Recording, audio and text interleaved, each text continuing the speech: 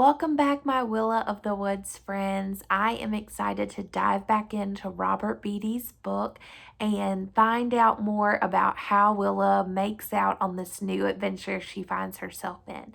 So when we left off last time, we ended at chapter 29, so we'll turn to chapter 30 in my copy. It starts on page 150. So I have turned there if you want to do the same, and we'll get started reading today. She didn't know exactly why she was doing it. She just wanted to climb, to feel the motion of it in her body. It was an easy walk up the forested slope at first, eating the red berries of the mountain ash along the way. Then it became much rockier and steeper, and the difficulty of it drove her to keep going. The muscles in her arms and legs burned. The cold mountain air pushed through her lungs. As she pulled herself up the side of the mountain, the sharpness of the jagged rock tore at the bare skin of her hands. She didn't know why, but she liked the sharp, tangible, physical pain of it. The blowing wind pulled tears from her eyes. Where the ground became too steep, she grabbed the roots and branches of the rhododendron like they were the rungs of a homesteader's ladder. When she spotted blackberries growing in the mountainside thickets, she stuffed some in her mouth. She drank from the little rivulets of water that dripped down the crevices of the rock, past profusions of lush ferns. When its steep rocky slopes, the mountain had always told people that it didn't want to be climbed, but she couldn't help but think that today it was providing for her along the way. She followed the rocky stream beds that snaked up between the spurs of the mountain, up through the boulders and the old weathered trees torn and twisted by the wind. She climbed hand over hand up through the silent, craggy stone of ancient times. Her heart worked painfully in her chest. Her lungs dragged for air, but she kept going. She wanted nothing now but for the pain in her body and the loneliness in her soul to block out what lay behind her.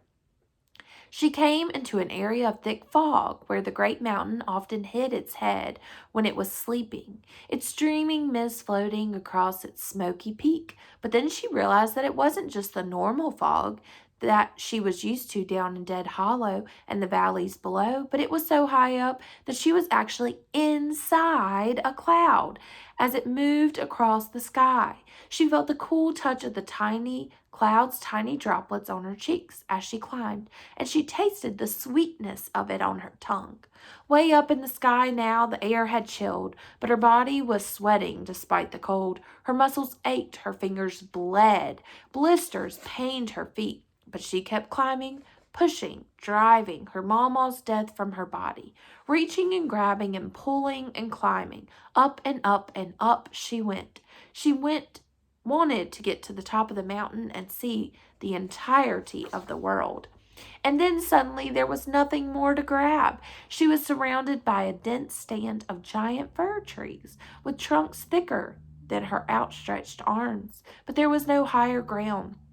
She frowned in confusion. At first she thought she must have veered off course and reached a false peak, and that the real mountain was still above her, for the mountain had always been above her. But then she realized where she was. She had done it. She had reached the peak of the great mountain for the first time in her life. Unable to see through the foliage around her, she went over to the thickest and tallest of the giant fir trees. She felt unusually nervous about approaching it. Without her mama gone from the world, did her own powers still work? Could she still speak to the trees? Would they still listen? Could she still learn and grow without her teacher? Or had all the magic in the world disappeared? "I'm hoping you can help me get a bit higher, my friend," she said softly in the old language, and she started climbing. Her small clawed fingers and her gripping toes clung easily to the rough bark of the colossal tree as she climbed, almost as if the two of them, her and this age-old tree, had grown up to be part of one another's lives. When she struggled or almost lost her grip, the tree lifted a branch or intertwined a vine around her hand to help her. She climbed and climbed, reaching for one branch after another, up and up through the mist-dripping boughs of the tree, till she came to the highest branch, her body finally swaying gently in the breeze. She looked out from her eagle perch with excitement, but all she could see was the gray mist of the clouds rolling all around her. She was surrounded by them, inside them, but the clouds weren't just sitting still, blocking her sight, they were changing, rolling and turning, opening and closing the space around her, as if the mountain was saying, "Just wait a moment, and I will show you." As the clouds began to clear, she spotted a patch of sky and the gleam of sunlight. She caught a glimpse of a forested ridge not too far away, and then a peak a little further out. And then, as the clouds opened up, she began to see a vast world of rolling green mountains and shadowed valleys. Golden rays poured through the openings in the cloud and cast their light across the land.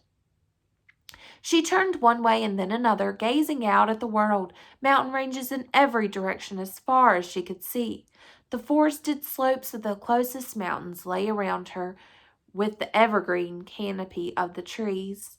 The mountain ridges farther out were darker green in color, and the ones beyond those a deep blue, and beyond those a lighter blue, mountains so far away that they seemed to turn into the sky, layer upon layer of mountains, each one's shade of green and blue blending into the next.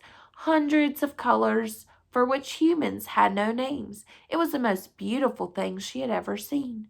She squinted her eyes and looked out towards the edge of the world, but beyond the distant mountains, she could see were more mountains. Then she remembered something that had happened the year before. She had been creeping through the forest near Cade's Cove, a quiet valley where a community of homesteaders lived, when she heard two dayfolk men talking as oxen pulled their carriage down the road.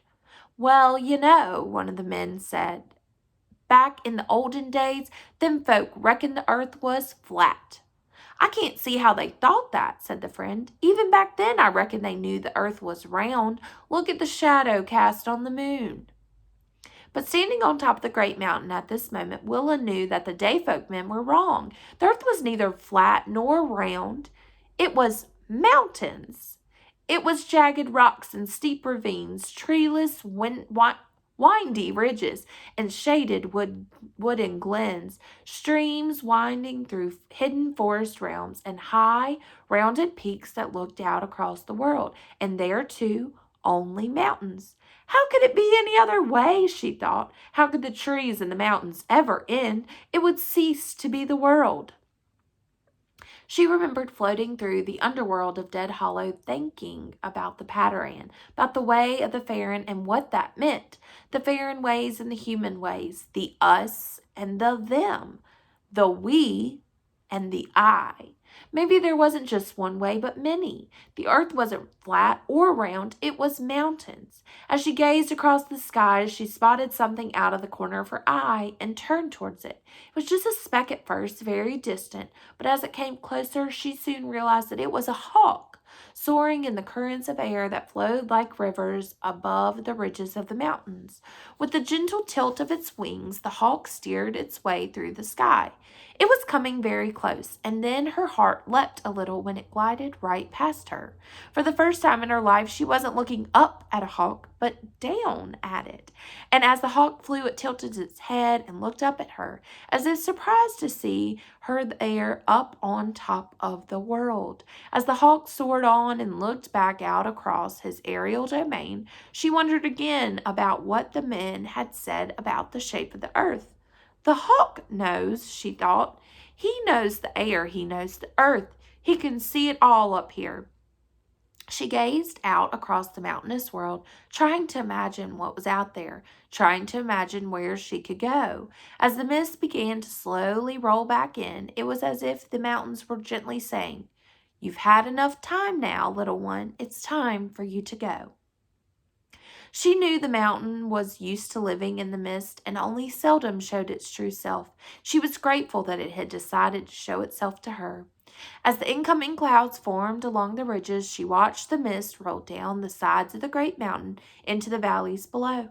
She thought about all the living creatures down there, the wolves in their dens, and the bears by the lake, the mother deer and her fawn, the faron in their twisted lair, and the Cherokee tending their farms, and the homesteaders in their log cabins, and the newcomers with their iron machines, all coming together, the mist of the mountain, the breath of the world, providing life to them all. An unusual scent touched her nostrils. Frowning, she sniffed the air, then turned and scanned. She wished she could ask the hawk what he could see, because she knew his eyes were far better than her own, but he was long on his way. Then she spotted what looked like a thin line of gray mist floating up from a particular spot in the distance. But it wasn't mist, it was a trail of smoke rising from one of the valleys far below. She knew that particular valley well, with its coves of giant hemlocks, towering pines, and black walnut trees, old friends who had shaded her from the summer sun while they listened to her singing her fair songs of old. She knew it must be a great outpouring of smoke for her to be able to see it from this distance. It was too much smoke to be the stone-steep breath of dayfolk lair, and too narrow to be the fire that consumes the world. A tight and sickening feeling crept slowly into her chest as she stared towards the mysterious smoke. A bright flash lit the spot. An area of trees disintegrated, and the trees around it collapsed to the ground, one after the other, like they were being eaten by a giant beast. A great eruption of smoke and debris rose up into the air, and then the sound of it hit her in the chest, like a crack of thunder after a bolt of lightning. The booming sound flew across the sky and echoed off the mountains behind her. A thick plume of black smoke rose up from where the trees had been destroyed. Even from this great distance she could hear their screaming, their twisting, burning cries as their ancient spirits came crashing to the ground. Anakanasha, she cried out in anguish, her heart aching for the wounded and murdered trees and all the birds and animals that lived among them. The pain welled up in her chest so quickly and with such powerful force that it sucked her breath away. The tears burned in her eyes as she gazed towards the devastation. What vicious force had caused such terrible destruction?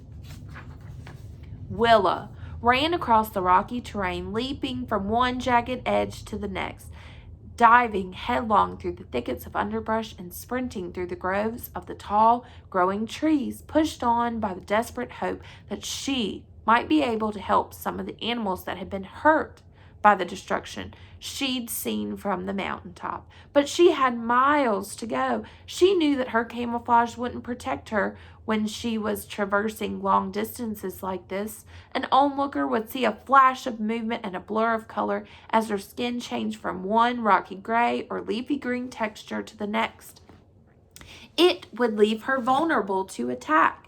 But she had to find out what had happened. Exhausted from running, she slowed to catch her breath. When she reached Moss Hollow, a deep ravine dark with the green shadows of its protecting trees, where thin runnels of water trickled through the mossy rocks and gathered into a stream. It was a place where the valley's river was forever being born.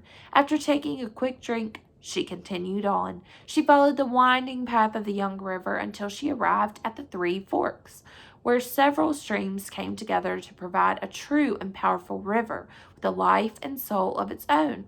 From here she ran along the rocky banks as the great river began finding its own way and making its own decisions, moving boulders and carving through the earth, getting stronger and deeper as all the streams around it joined its cause, mile after mile, winding through the forest until it was strong and unstoppable, wearing down the mountains through which it flowed. She had seen with her eyes and learned in her soul that where a river is born, the earth shapes its path. But where the river grows up, it begins in turn to shape the earth. When she finally reached the area where she had seen the destruction, she split off from the river and headed west into the forest. The sound of many footsteps scuffling through the trees touched her ears. Then came the hushed whispers of muffled voices. A group of humans was coming her way. She ducked down into the bushes to hide. A dozen Cherokee families were moving quickly and quietly through the forest. They were breathing heavily, their simple cotton clothing soiled and disheveled, and their faces tense with wide-eyed fear as they glanced repeatedly behind them. Many of the Cherokees carried sacks and other supplies slung over their shoulders, as if they had hurriedly gathered their belongings from their homes and fled. One woman carried her baby wrapped in a blanket on her back. The men were bleeding from recent wounds, and their faces were smudged with black marks. She had often seen Cherokee walking on the gravel roads that connected the area's towns, and she'd seen them trading peacefully with the homesteaders, but she'd never seen them running through the underbrush like this before. They seemed to be fleeing some sort of danger, but they were also scanning ahead and looking all around as if they were searching for something they had lost. When she noticed that other than the one baby on the mother's back, there didn't appear to be any children among them. Was that what they were looking for? Had they lost their children?